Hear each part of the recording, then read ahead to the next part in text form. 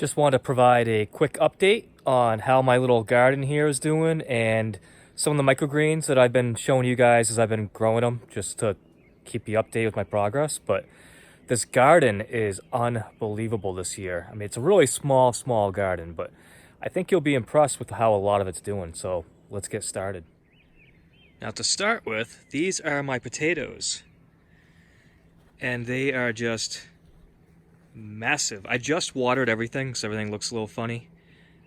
Watered everything pretty heavy, but you can see that all my potatoes are flowering, which means that they are setting the potatoes right now.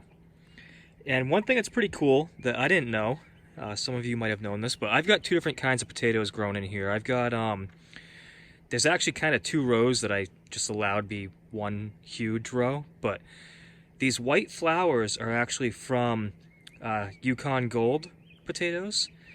And then I've got a purple variety, which are producing purple flowers. So I just thought that was really cool, that the color of the potato actually was the color of the flower as well, in this case. See, I got all kinds of lettuce that's really ready to harvest. My carrots are still doing great. You can see that I haven't been weeding. Haven't really been in there much. My peas are all doing amazing. I've eaten a whole bunch of fresh peas, but there's a whole lot more. Maybe tomorrow night we'll have some lettuce and peas and make a salad. My purple beans finally started looking good.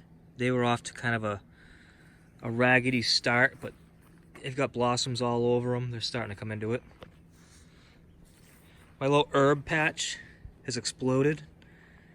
I've been harvesting off that regularly I cook potatoes with butter, and I've got sage here, and thyme, and there's some rosemary in there, and mint, which I haven't done much with the mint, but I've got it. Got my different peppers in here. So there's bell peppers and jalapeno, and they're starting to flower. The bell peppers are flowering quite a bit. So I will have peppers pretty soon. The ones that have like the split top like this is a jalapeno. And the ones that have more of a condensed top are bell peppers.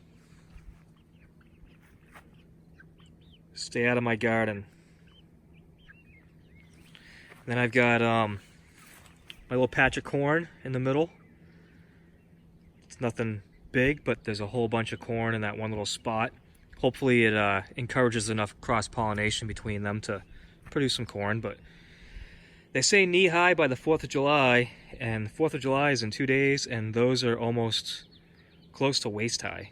So, we got a good jump on that. Zucchini is doing fantastic. I've actually got a couple zucchinis in there. So, each of these plants has 1 or 2 zucchinis already on it. The cucumbers, you might remember I was saying I was struggling with the cucumbers. Well, they finally came around. So those will produce at least a little bit. And then there is the jungle of tomatoes. So I don't even remember how many tomato plants there are in there, and there's 3 different varieties, and they are just crazy amount of potatoes in here. Tomatoes. Let's see if I can find some. It's so packed in here that it's actually hard to even see the baby tomatoes that are in here, but there's a ton of them in there. See some down there. They're everywhere. So as long as I don't get any sort of major disease or anything, I'm gonna have more tomatoes than I'm gonna know what to do with really soon. That's not a bad problem to have. So let's check out the microgreens real quick. Alright, so let's see what's going on in here. I've got a really nice crop of sunflower here. I've got a spend a few minutes and get a few of these hulls off. I take the minute. I don't grow a ton of trays, so I will take a few minutes and just kind of remove some of these hulls. It's not a big deal. It actually can be kind of therapeutic to just knock a few off. So I'll get to that later. I won't get them all, but it makes harvesting so much easier and you'll get a much better crop. So it's definitely not something you want to do if you're growing, you know, a ton of them. But if you're just growing a couple trays, go ahead and pick them off. Some red Russian kale, it's doing awesome. This is some lettuce that I was going to grow to a baby lettuce, and I just keep growing it. This is a Cimarron romaine, and I could harvest that up right now, and that would be enough for probably 3 salads for my whole family. There's a ton of lettuce here. It's all super tender. Nothing wrong with it. I just haven't wanted to use it yet, so I keep growing it.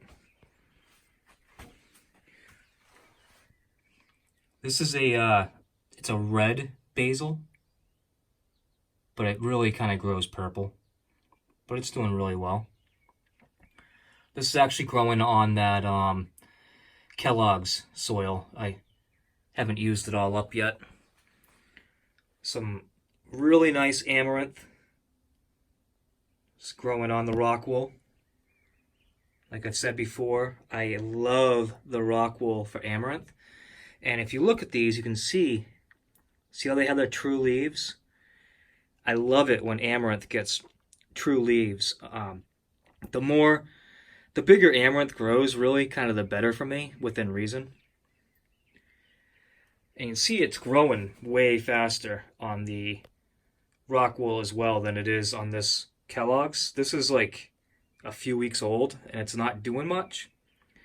The reason why it's such a different color is because it really hasn't grown all that much. But I just keep leaving it alone.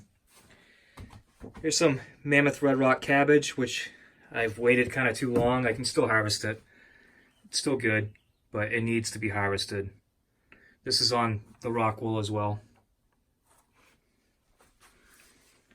Cilantro looks great. This is on the Kellogg soil. This I planted without covering it with soil or anything. I just planted it right on the soil. And you can see I've got some seed hulls, but they're really not that bad, you know, for using a round seed. So that's a fantastic tray of cilantro right there. I wanted to see how basil would do on Rockwool, and as you can see, it does fantastic. So like I've said before, I'm going to be using a lot more Rockwool. I'm really, really liking the way it grows. So that basil is just great. Really loving that. Still got this huge amount of red vein sorrel. Don't really know what to do with it at this point. It's massive. They're not microgreens by any means. I thought about maybe just like cutting up a whole bunch of it and just offering it to some chefs and just see if they want to use it in their salads or something. And then I've got this other tray right here of it where you can see how uneven the germination was time-wise. It's like they all germinated. They just germinated at very different rates. Is that basil that I had said before that I didn't use 2 trays, so it made it hard to water, and it's doing okay, but this basil is actually probably 10 days older than this basil. That's the difference between using Rockwool with nutrients versus using Kellogg soil. Night and day difference. So I will probably be growing basil almost exclusively on the Rockwool going forward. Although this other basil looks good too. This is that red basil. That's doing great. We'll see how it does though, long term. Is that fennel? Fennel looks really good. Like I said, I could have planted that a little bit denser. And here's the dill. The dill's ready to harvest. That could be harvested anytime. Things like dill and fennel and things are great because you can grow them out, you know, for a long time. if you were going to harvest it this week, but you didn't get around to it, you could harvest it next week and it's going to be just fine. I've had quite a few of you ask me about the Rockwool on where I got it, where they can get it. I have found a link for Amazon, but you have to buy, I think, 95 of them. It ends up being like $140, something like that. So it's not a lot of money for some of us, but it is a lot of money for others. Even for me, I don't spend that much usually at one time on media, but I don't grow a ton. But if I was gonna buy it, it's not a bad way to go. I have a local hydroponics store I get it from, and I'm pretty certain that they are getting it from Hydrofarm, which is like a big supplier company for like hydroponic stores. I don't think you can buy direct through them, but because there's been so much interest, I may see about just buying myself a couple cases or whatever of 95 each. And if I do that, I'll offer some for free to my my Patreons, my Seed Club Patreons will get, you know, a few Rockwool pads just to try out. And then I also maybe would just offer them up for sale just to help you guys out so that you guys could get them. Not that I'd be making any money on after you include shipping and everything, but make it easier for people if they want to get like a 10-pack or whatever. We could work something out. So let me know if you're interested in that. And if you are, then I'll go and buy them. I don't want to buy a ton unless people do want them. Even though I will use them, I don't need, you know, a few hundred of them kicking around. So let's go check out the hydroponics real quick and see how that's doing. Here we are in the hydroponics greenhouse. I got to add something else in here. It's kind of boring. There's not a whole lot to see. I've got all this empty space where I'm not doing anything. I haven't decided what I want to do yet. Maybe a flood and drain system or something. I've just been so busy I haven't had time to expand on what I already have going on. But these are the cucumbers. And I'll show you something very interesting about the cucumbers. They're doing pretty good. They're not doing horrible, but they also don't look great. But then, these cucumbers, which are in soil, I think look far superior as far as health. They may not have grown as far along as these ones have, but the leaves and everything on those other cucumbers, I just think they look better. So I'm happy with how those are doing. But the strawberries are doing fantastic. You can see I've got strawberries all over. Still hoping that turns into a huge mess of strawberries everywhere. My broccoli is incredible.